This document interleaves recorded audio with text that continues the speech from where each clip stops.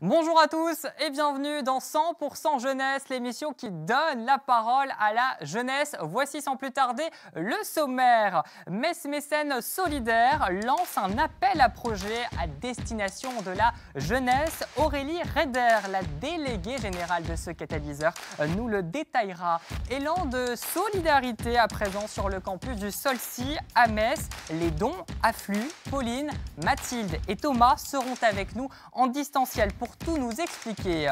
Le braille, c'est ce boîtier. Il a été conçu à destination d'un public en déficience visuelle.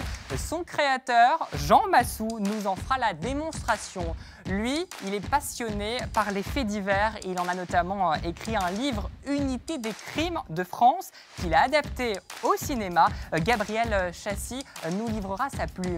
Et puis parce que c'est devenu une habitude dans l'émission, on finira en musique avec Mateko. Alors lui, c'est simple, c'est un virage à 360 degrés entre l'humour et le rap français. Finalement, il n'y a qu'un pas. Voilà en tout cas pour le sommaire. L'émission est assez chargée. Accrochez-vous bien, on y va.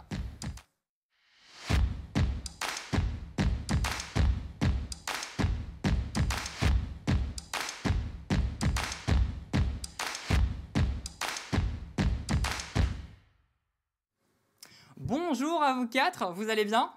Très merci. Eh bien nickel, on y va pour 26 minutes, ça va être très intense. Si on commence tout de suite avec cet appel à projet lancé par Metz Mécène Solidaire. Alors pour faire simple, vous souhaitez apporter justement une aide financière à des jeunes qui désirent s'engager dans un projet à destination justement de leur génération. C'est comme ça qu'on peut résumer le projet ?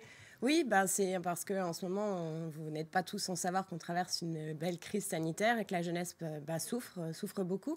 Et donc, on a souhaité vraiment apporter une aide particulière pendant cette crise pour lutter contre le décrochage académique, la détresse psychologique et aussi la précarité numérique. Alors, on va en parler justement de la thématique de cet appel à projet. Mais avant ça, je vous propose qu'on écoute les différents propos de jeunes qu'on a pu rencontrer il y a quelques jours à Metz. On leur a posé une simple question, s'ils souhaitaient s'engager dans un projet, ça serait lequel ? Je vous propose tout de suite qu'on les écoute. Je vois qu'il y a en fait énormément de projets qui se développent de plus en plus pour les étudiants et en fait je trouve ça vraiment bien de voir que du monde se mobilise au quotidien pour nous les jeunes. J'ai l'impression que c'est vraiment très compliqué en ce moment. On voit qu'il y a une certaine difficulté pour tout le monde, qu'il y a une baisse de morale, etc. Alors je pense que moi, j'essaierais de créer un groupe. Essayer de les rassembler ou de les aider à se sentir un peu moins seuls. Faire des réunions, même pour apprendre à se connaître et puis créer des contacts finalement humains. On pourrait tout simplement faire que ce soit des appels à projets ou même justement travailler que ce soit avec le musée de la Cour d'Or ou même le centre Pompidou-Metz, justement pour rallier un petit peu les jeunes. On peut en fait donner notre temps, faire des courses et faire des petits repas emportés pour les étudiants. Voilà, je pense que ça prend pas non plus 3 heures dans une journée. Et c'est de donner notre temps, du temps qu'on a pour les autres et pour les soutenir, ça peut être pas mal.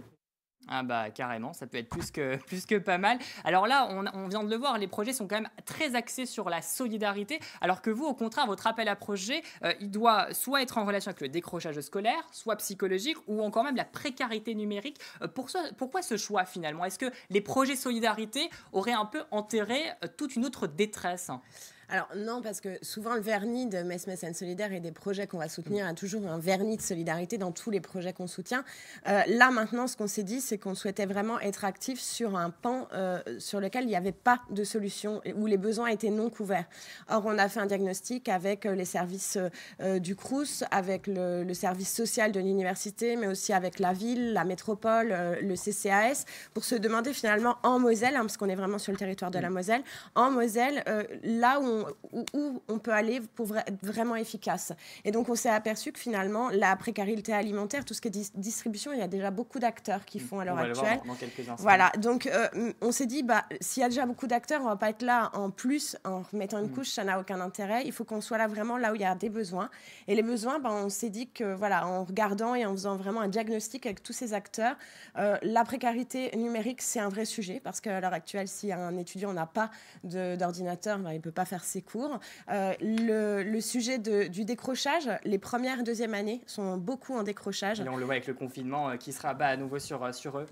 quasiment 50% d'étudiants qui décrochent quand même, c'est énorme. Donc comment on essaie de trouver des projets qui contrent ça. Et puis la détresse psychologique, parce que voilà, l'isolement fait qu'il y a des étudiants qui sont réellement en pleine détresse. Alors comme ça peut faire quand même un peu peur, hein. Un appel à projet, on peut se lancer dans un projet, mais on ne sait pas si ça va marcher, on ne sait pas si ça va tenir la route justement. Quelles sont un peu les caractéristiques du projet qu'on doit venir vous apporter? Si on a un petit exemple peut-être à donner. Alors déjà, il faut que ce soit un projet qui soit multipartenarial, parce qu'en fait, on se rend bien compte que notre appel à projet, les dates sont prochaines, et donc finalement, le projet, le temps qu'il se mette en route, il sera presque sur la rentrée scolaire prochaine. Et donc, on a souhaité en fait qu'il y ait une association un peu de poids.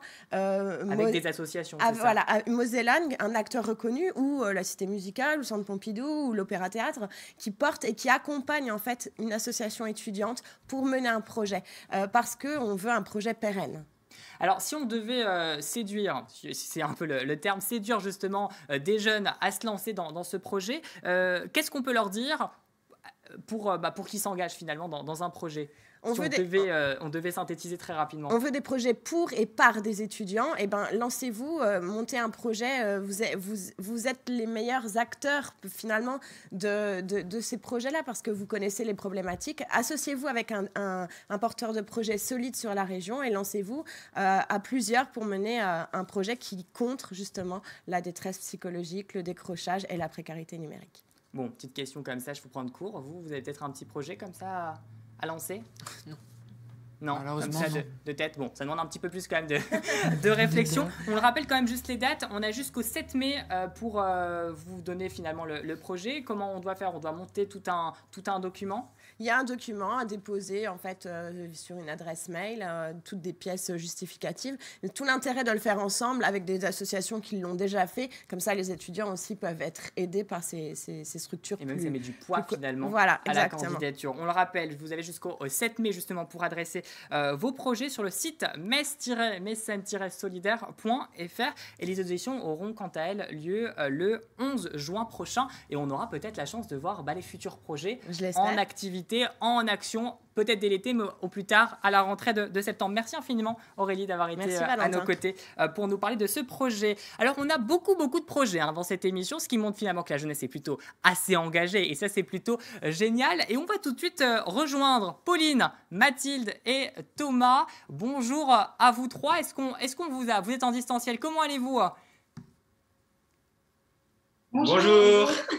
Ça va bien? Ça va, merci, ça va bien. Alors, vous êtes trois étudiants en licence infocommunication à l'université de Metz. Vous avez justement un projet solidaire, un projet d'études qui maintenant a pris un peu beaucoup du concret. Vous, c'est aider, réconforter, accompagner finalement les étudiants.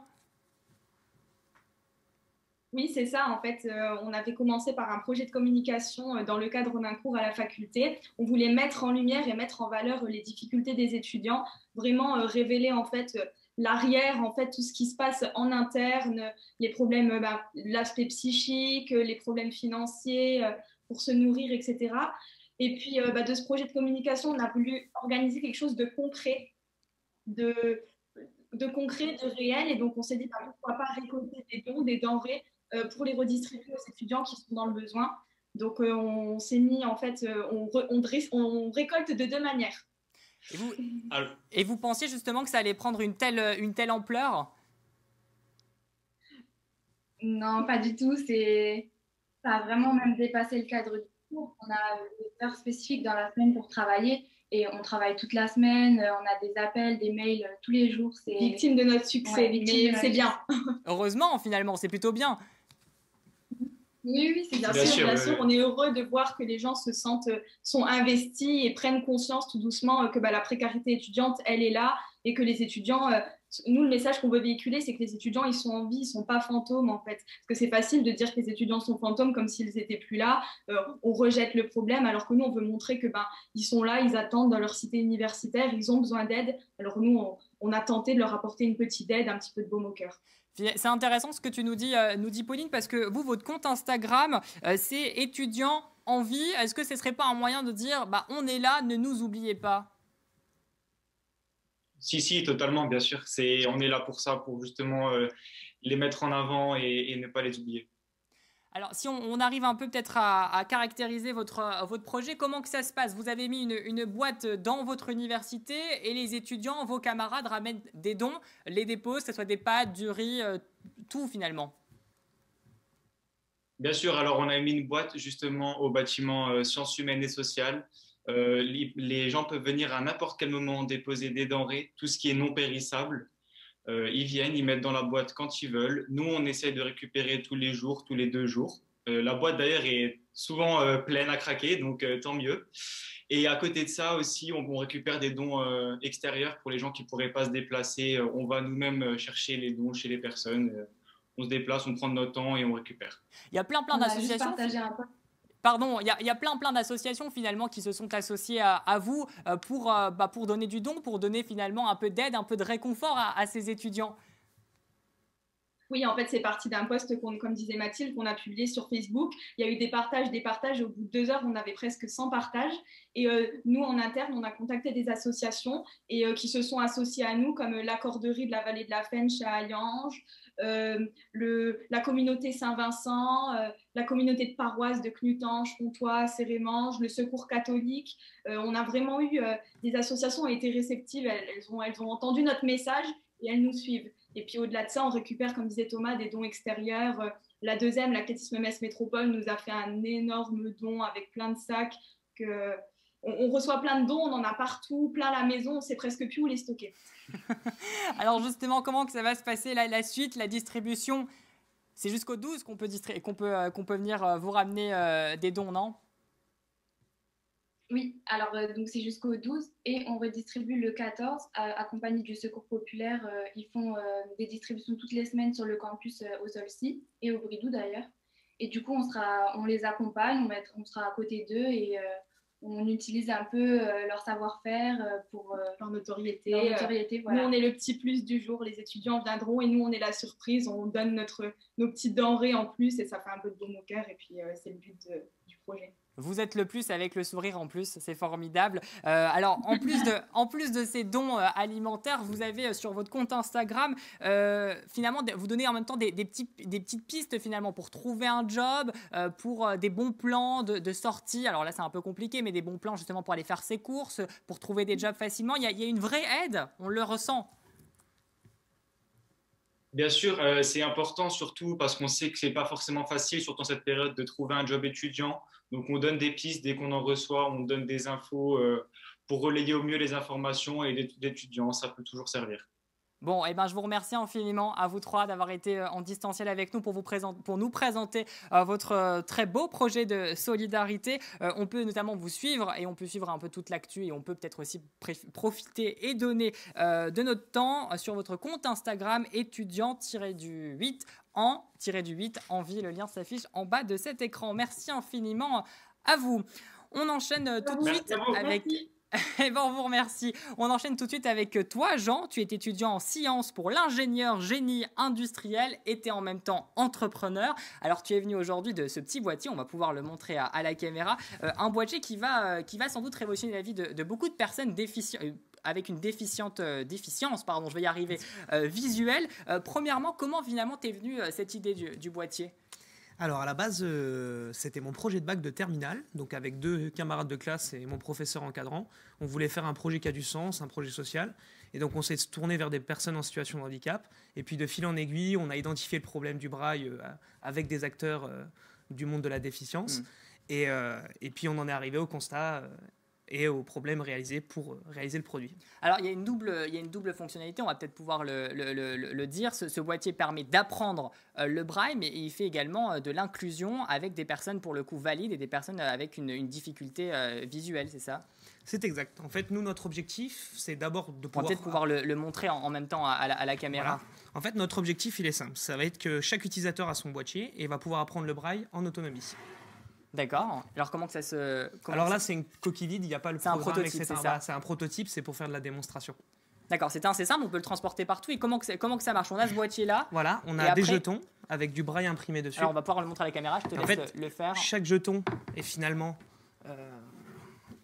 Voilà, comme ça. Voilà. Donc en fait, on a ce boîtier. Chaque jeton est une lettre de braille. Et pour chaque fois, va proposer différents niveaux. Et sur chacun de ces niveaux, en fait, on va apprendre le braille au fur et à mesure. D'abord, mémoriser les combinaisons de braille. Et ensuite, et ce qui est le cœur de l'apprentissage, c'est de s'entraîner régulièrement à toucher du braille. Et donc pour ça, on va créer des multitudes de jeux, des jeux à plusieurs, des jeux inclusifs, des jeux à thème, et il y a toute une dimension personnalisable. Il y a tout aussi une pédagogie finalement dans ce boîtier. Par exemple, j'ai la lettre P là, et derrière on a le braille qui signifie la lettre P, c'est ça. Et donc on va faire plein de combinaisons, et en passant notre doigt, on va apprendre assez rapidement, c'est très pédagogique. C'est ça. Dans un premier temps, on va vraiment sur l'apprentissage des combinaisons de braille. Et une fois qu'on a cet apprentissage des combinaisons, il faut juste avoir cette notion de répétition. On va vraiment développer le sens du toucher. Et tu nous le disais justement, chaque boîtier est personnalisé à la personne. Ça veut dire quoi? Ça veut dire qu'en fait, le boîtier reconnaît chaque profil et on va collecter les données de l'utilisateur. Son temps de lecture, les lettres sur lesquelles il a des difficultés. Et en fait, on va pouvoir déjà avoir un suivi extrascolaire où il va pouvoir traiter ces données via une application mobile. Et ensuite aussi toute la notion de score, de communauté, l'aspect inclusif, où sur certains jeux, il y aura le meilleur classement à voir, le meilleur score, les jeux à plusieurs. Et c'est pour nous des leviers de motivation pour toujours ce principe de toucher du braille régulièrement. Aurélie, j'en profite, vous qui faites un appel à projet, un projet quand même assez solide, assez concret, est-ce que ça pourrait rentrer justement dans le cadre? Alors, si c'est un projet d'intérêt général hors du champ de la concurrence et de la lucrativité, oui. Sinon, non. Mais après, ça dépend comment le projet est monté, s'il est porté par une association. Bon, en tout cas, il est assez jeune. Il est jeune et en plus, il est très motivé et très engagé. Est-ce qu'on a une commercialisation? Est-ce que la commercialisation est prévue prochainement? Justement, on est en train de finaliser le développement technique et dans nos objectifs, on devrait avoir un prototype commercialisable d'ici septembre et décembre dans le pire des cas. D'accord, donc c'est pour bientôt. C'est pour bientôt. Et alors, juste, est-ce qu'on a un petit prix ou pas à donner? Est-ce qu'on sait à peu près combien que ça va coûter? On a une fourchette entre 1 500 et 2 500 euros. On est encore en train d'estimer parce qu'on veut solliciter des aides de l'État, de la MDPH pour les produits technologiques d'aide au travail. D'accord. Et on peut te souhaiter quoi pour la suite? Que ça se passe bien, que le développement, qu'on n'ait pas trop de retard à cause du contexte sanitaire et que le produit plaise une fois qu'il sera sorti. Je te remercie infiniment, Jean, d'être venu avec ce prototype pour nous le présenter. On peut suivre toute ton actualité sur ton Facebook, Jean Massou, c'est ça? C'est ça. Qu'est-ce qui est programmé d'ici les prochaines semaines? Est-ce qu'il y a une évolution finalement du prototype? Là, notre objectif, c'est d'avoir un prototype qu'on puisse essayer d'ici 2 mois. Et une fois qu'on aura ce prototype, c'est là qu'on est en recherche d'échanges avec des associations, des instituts et des acteurs du monde du handicap pour faire une série de tests utilisateurs avant la commercialisation. Bon, voilà, on prendra de tes nouvelles. Merci infiniment. Merci à vous. Alors à présent, on va parler de ce livre. On enchaîne sans transition durant l'émission. On parle tout de suite de ce livre UCF à enquête, unité des crimes de France, de Gabriel Chassier aux éditions Baudelaire. Alors Gabriel, c'est 10 chapitres, dont 10 scénarios qui sortent tout droit finalement un peu des faits d'actualité qu'on pourrait retrouver à la une de l'actualité. Est-ce qu'on peut s'identifier finalement à certains scénarios dans le livre? Oui, totalement. Ce sont quasiment tout est tiré de mon imagination. Ce sont que des faits divers qu'on peut retrouver chez une personne lambda qu'on trouve dans la rue. Et oui, c'était le but, que chaque personne puisse s'identifier sur un personnage qui lit au fil d'un chapitre ou même plusieurs chapitres. Alors l'écriture justement de ce livre remonte il y a déjà quelques années. Ça fait combien de temps que tu écris justement des crimes, des faits divers? C'est un peu absurde quand on parle de ça. C'est vrai que ça a commencé il y a environ 10 ans. Quand j'ai perdu ma mère, j'avais environ 10 ans et quand elle est décédée. Et donc, je me suis mis dans l'écriture afin de pouvoir épancher ma tristesse. Et donc, oui, à l'époque, je regardais beaucoup les séries comme Mentaliste, Esprit criminel ou Profilage encore. Et ça m'a donné envie d'écrire et moi aussi de créer mes propres personnages et pouvoir leur infliger des émotions. Et pouvoir transparaître mes émotions donc par rapport à mes personnages. Alors, il y a un personnage principal, c'est le commandant Thomas Marshall, qui dirige un peu finalement toutes les opérations. Est-ce que tu t'identifies à lui? Est-ce qu'il y a un personnage, en tout cas en particularité, qui te représente, toi? Alors, je ne pense pas que Thomas Marshall me représente. Peut-être qu'il a quelques-uns de mes traits personnels. Mais non, je pense que tous les personnages pourront peut-être me définir par un trait chacun. Voilà. Et j'ai une petite question quand même, parce que toi, on va le dire, hein, dans la vie de tous les jours, tu es cuisinier, et tu écris un livre justement sur les crimes, sur les faits divers. Quand en plus on lit le livre, on a un vocabulaire très recherché, un vocabulaire très professionnalisant justement dans la police judiciaire. Est-ce que ça serait pas une passion un peu cachée? Si, l'écriture et la psychologie, c'est plus ma passion que la police. Mais la police, j'ai fait énormément de recherches pour justement écrire ce livre avant de me lancer comme ça. C'est préférable déjà pour sortir des mots. C'est plutôt mieux, oui. Oui, voilà, c'est ça, pour que le lecteur se représente plus facilement la police. Alors celui-ci, c'est le premier tome, mais il y en a déjà 13, dont le prochain est déjà en préparation. T'écris plutôt assez vite et surtout tu adaptes tes scénarios finalement au cinéma. On va voir quelques extraits dans quelques instants de courts-métrages. Pourquoi souhaiter adapter finalement ces scénarios de l'écrit au cinéma? Est-ce que c'est une façon de communiquer plus facilement et de faire immerger les gens plus facilement? Et ben à la base, quand j'ai écrit le livre, je pensais pas du tout en faire autant de livres d'ailleurs. Et oui, je pense que le court-métrage peut aider à faciliter les gens à lire le livre. Parce que c'est un livre, c'est quasiment que du dialogue, et ce qui est assez un peu exclusif pour certaines personnes qui ont l'habitude de lire avec beaucoup de descriptions. Et donc le court-métrage peut permettre certaines descriptions des personnages.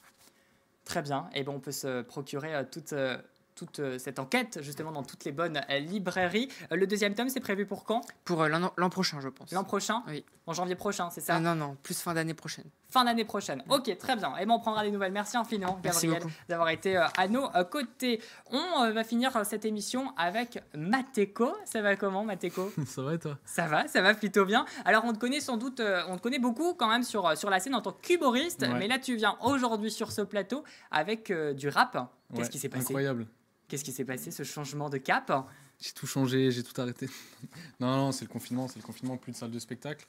Et moi, j'ai toujours ce besoin d'écrire constamment que j'ai toujours eu. Donc là, plus de salle, plus de moyens de s'exprimer. Et donc, si tu veux, la musique, c'est un moyen de s'exprimer pour les gens, parce que tout le monde peut écouter sur les plateformes de streaming notamment, malgré le fait que les scènes soient fermées. Donc c'était un peu un échappatoire, si tu veux. Mais t'écrivais bien avant finalement la sortie de ce premier EP, tu t'écrivais même au moment où tu étais sur scène en tant qu'humoriste. Oui, bah après j'ai toujours écrit, depuis petit j'écris, que ce soit du stand-up, donc pour les scènes auparavant ou là pour de la musique, j'ai toujours écrit. Donc si tu veux, c'est une continuité, c'est tout. Et donc là c'était la bonne occasion pour sortir le projet, si tu veux. C'est un EP, Height. Ouais. Que tu vas que tu vas nous interpréter dans quelques instants, mais pour autant t'abandonnes pas l'humour. Dès que les salles vont réouvrir, tu vas être à nouveau sur scène. Ouais, bah si ça réouvre un jour. Mais oui, ça va réouvrir, on a un peu d'espoir. Non, bien sûr, si tu veux, c'est un plus, c'est un moyen d'avoir continué à travailler pendant les fermetures des salles et tout ça. On a été beaucoup en studio. Moi j'ai beaucoup écrit de mon côté, surtout quand j'étais seul chez moi pendant le confinement notamment. J'ai écrit, après on a travaillé en studio, donc c'est un moyen de continuer à travailler si tu veux, pour justement pouvoir sortir un projet et être là quand les salles réouvriront aussi. Alors on se demande quand même, parce que certes on te connaît en tant qu'humoriste, maintenant on te connaît en tant que rappeur, est-ce que tu comptes mettre ces deux talents en association sur scène? Déjà si tu veux, il y a un truc qui est... Les gens ont des fois du mal à comprendre le viral, mais si tu veux, pour moi c'est la même chose. C'est-à-dire que quand tu fais du stand-up et du rap, tu intéresses les gens avec un univers. Et ce qui les amuse après, c'est les punchlines que tu as. Et c'est pareil dans les deux. Donc tu vois, il y a cette proximité-là. Après, du coup, utiliser les sons du projet dans le spectacle, oui, ça c'est sûr. Après, pas forcément lier les deux dans le one-man, mais pourquoi pas, tu vois, dans une salle de spectacle, faire par exemple, je sais pas, à 20h le spectacle de stand-up et à 22h un concert, tu vois. Toute la soirée, quoi, c'est ça. Toute la nuit, toute la journée. Vous achetez un billet, vous avez 2 soirées voilà, avec la même personne, c'est ça. Exactement. Qu'est-ce qu'on peut te souhaiter pour la suite, Mateko? Plein de réussite, que les salles réouvrent. Comment? Que les salles réouvrent. Ouais, surtout aussi. Non, mais même là, allez écouter le projet et puis n'hésitez pas à dire ce que vous en avez pensé, hein. Ça donne beaucoup de force et puis c'est comme ça qu'on progresse aussi. Bon, promis, on ira écouter. Moi, j'ai déjà écouté, mais vous irez vous l'écouter sur toutes les plateformes de téléchargement, Deezer, Spotify et tout. On va pas faire de la pub pour tout le monde, mais voilà, vous avez compris le concept. Mateko, moi, je te propose qu'on finisse ton émission sur un de tes sons. C'est lequel que tu vas nous interpréter? 2003. 2003. 2003. C'est le début à quelque chose. C'était une bonne époque, tout était plus simple en 2003. C'est sûr nostalgique qu'en 2020, un peu. 2021, c'était un peu plus compliqué. Bon, Yes. on te laisse prendre le micro, on change de place, on va envoyer le son. D'ici là, moi, je vous souhaite une très belle soirée et je vous dis au mois de mai, on est au mois d'avril, donc ça sera au mois de mai pour un 9e numéro de 100% jeunesse. Et tout de suite, c'est Mateko avec la sortie de son EP. C'est parti.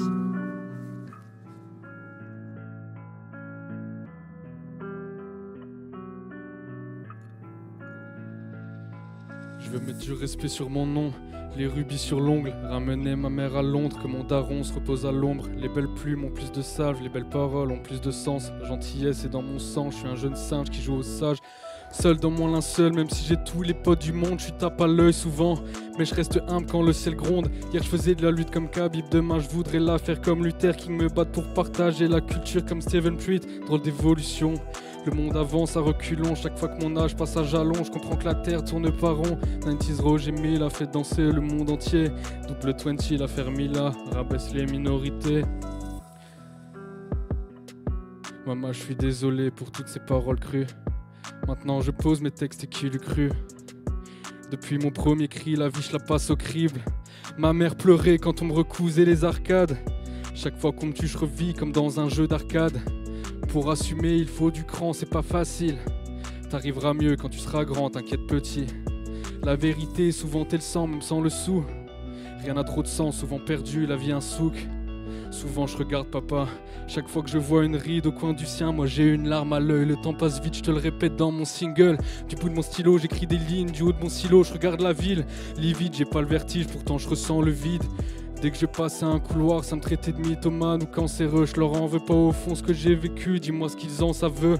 Après beaucoup sont excusés, mais je prends ça pour un aveu. Je suis pas naïf, ils sont mielleux, je suis pas aveugle. J'ai une mère poule donc je joue au coq, la scène a un électrochoc. Fini les conneries, je me suis fait discret depuis petit.